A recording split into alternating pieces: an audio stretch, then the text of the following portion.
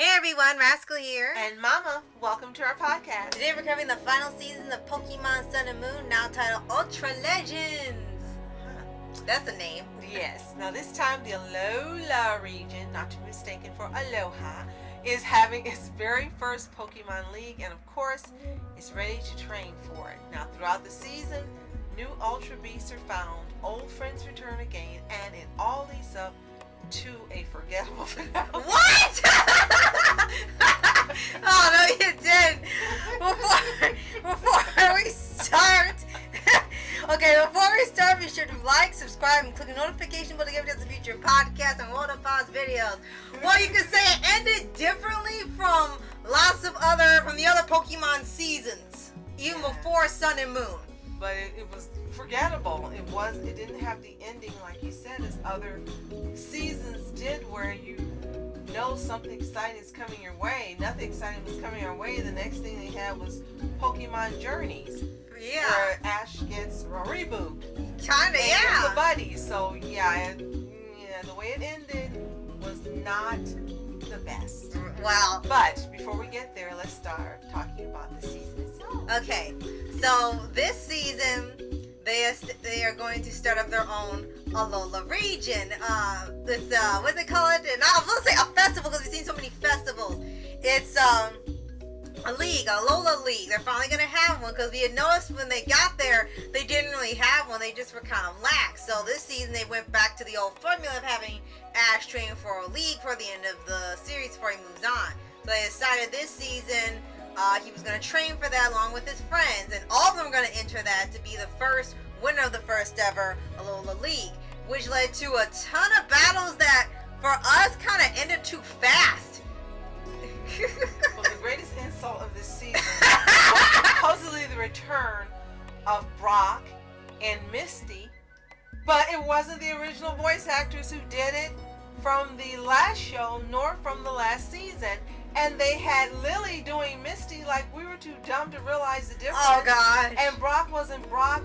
And it was just really disappointing because as soon as you heard them, like, you didn't even want to pay for these people to come back? No. And it was odd because the last time they came back, it was the original people. Regardless of them changing studios, it was the same ones. But then they get to here and decided to get the people they already had on the show to voice them. It's like, did they get too expensive? Could they not do it at that time and they decided to have placeholders or something? Because it was so odd, and I think that kind of takes you out of the fun for seeing them come back again. Like, of course you're happy to see them, but now you're hearing that it's not really them. It kind of unfortunately left us like, well, this isn't truly them if you don't have the original people.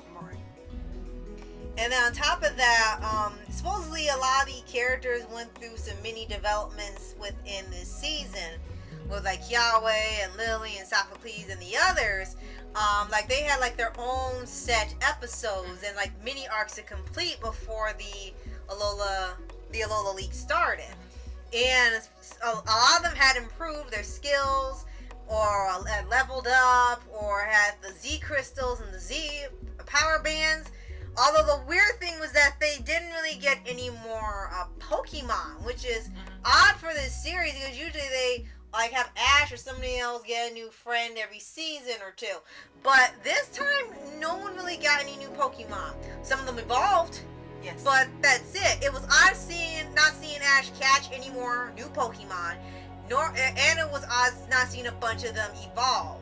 So it was a bit, other than like maybe Meltan and the Torracat, that's the only ones that really upgraded. Another thing that was odd is that this was not Ash's season. The episodes revolved around everyone but Ash, except for one where he went to another reality, another reality in another time period, and then he returned back to another reality. But they didn't even want to animate that one, so they just told you, hey, guess what, I'm back, I went there. It's like, what? Oh yeah, we definitely gotta get to that quickly. Before Ash leaves, and he says goodbye to everyone, like one of those Ultra Beasts comes and finds him and takes him to the Ultra Dimension. Everything, so is this gonna be like one last battle or arc before he leaves? Because usually they have that, which they kind of did have, but it wasn't long enough, so I thought it was going to be another adventure since they didn't have a movie. No, they just go back to the kids and he's already done. And oh, I got pictures, I'll show you. And it's like, was this like the original idea? And then you decided not to do it and you ran out of episodes, so you decided just to pretend it happened? Because that was just an odd choice to do. And of course, we have to talk about Team Rocket.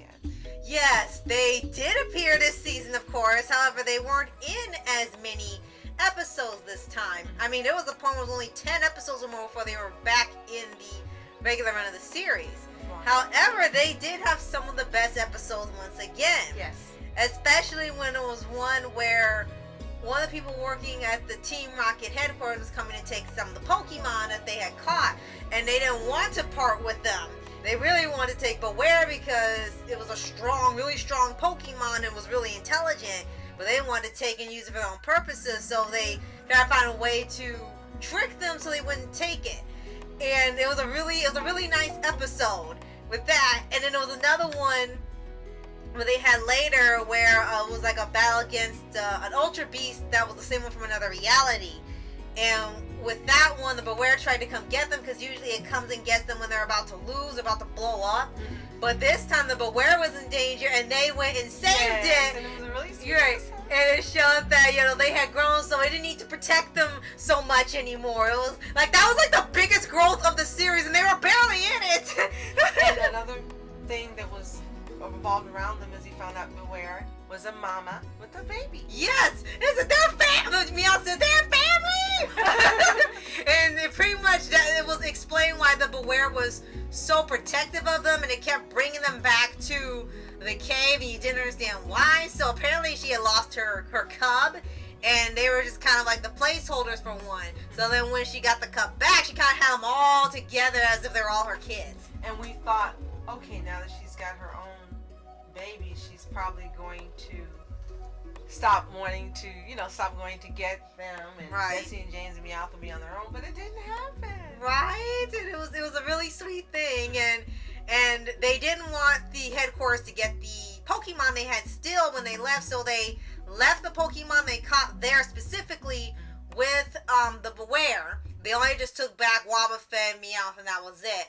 And then they left, and it was actually really sweet to see that they loved the Pokemon so much they didn't even want to give them to the headquarters, which is rare to have, because usually they immediately give it to them and then on to the next place. But this is the first time they really established a huge connection, and they didn't want to do their jobs and actually catch the Pokemon they actually managed to capture and give it to them. Right.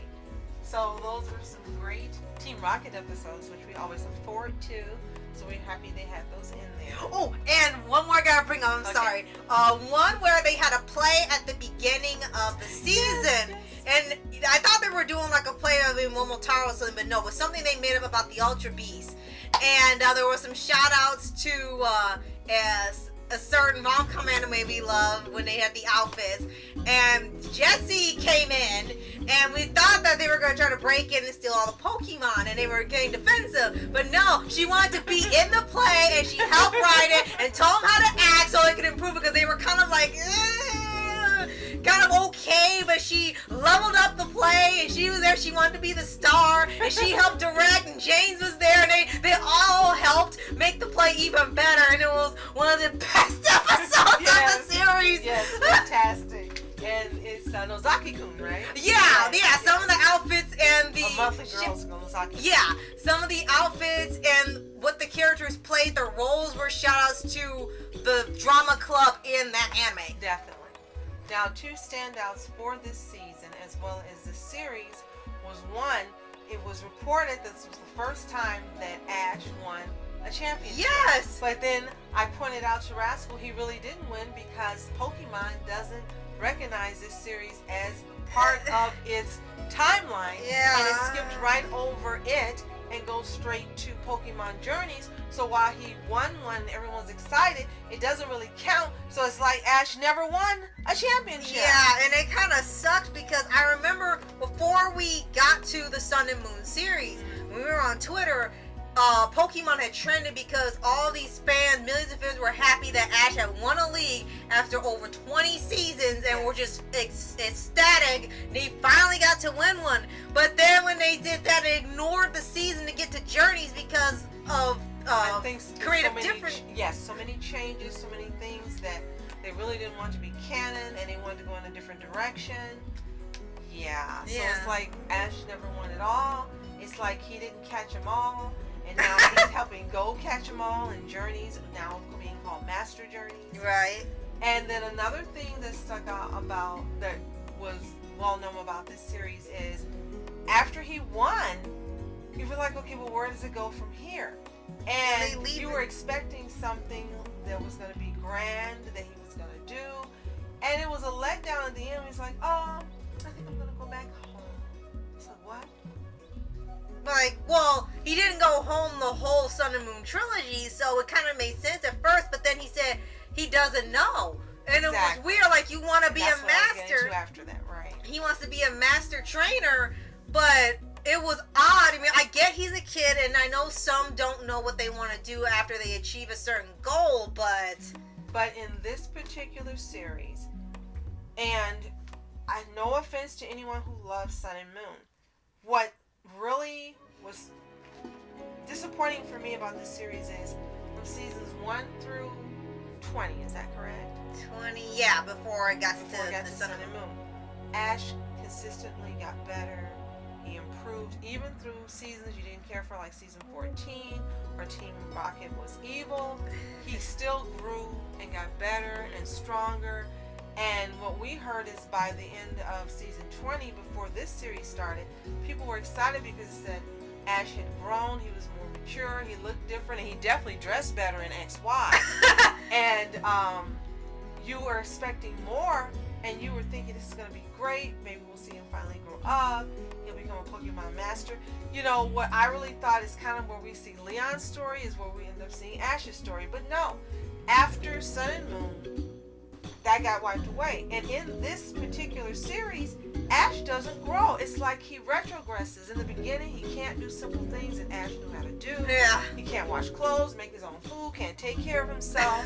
And like, what? He made friends, but the friends, there was a difference between his relationships with others he actually journeyed with prior to this season. And we were surprised that some of the other trainers, like Iris, who actually comes back, we know in Masters, didn't come back for this one.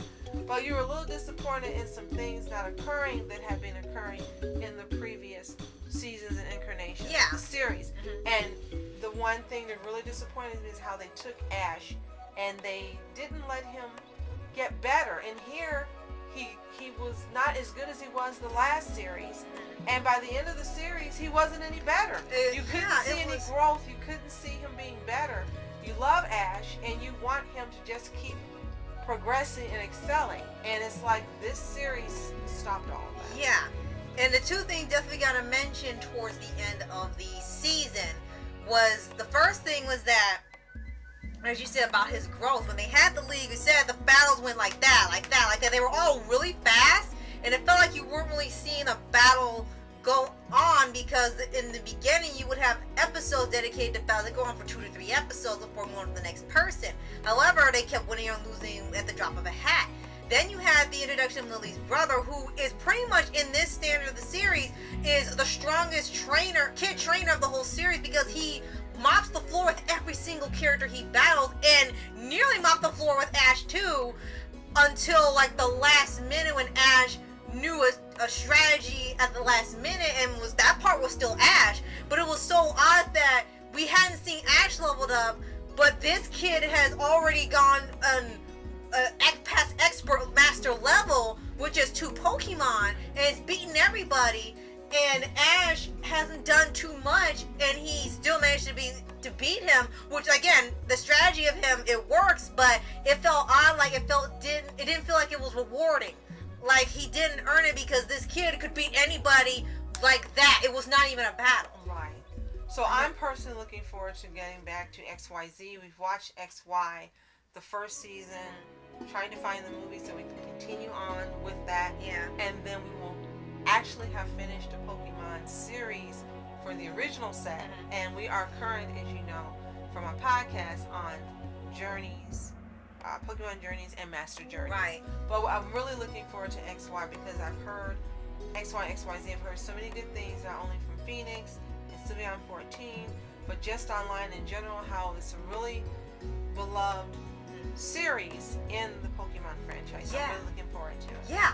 And the final thing to bring up for Sun and Moon was that towards the end, he sort of has his goodbye to Kukui and his wife. And I do like they had the idea where Kukui was like a father figure to him at the end. However, the portrayal of him towards them, that he did help him, he was his teacher, he was his mentor and stuff, but you didn't feel that connection like he did with past characters before Sun and Moon. So at the end, when they hug goodbye, for us, I mean, it probably feels different to other people, but for us, it didn't feel like he was saying goodbye to a father figure. He was just saying goodbye to a teacher. And they're trying to have a good moment, and I like the idea. I like where they were going with it, but at the end, I didn't realize that's what they were going with that until it was time for him to leave.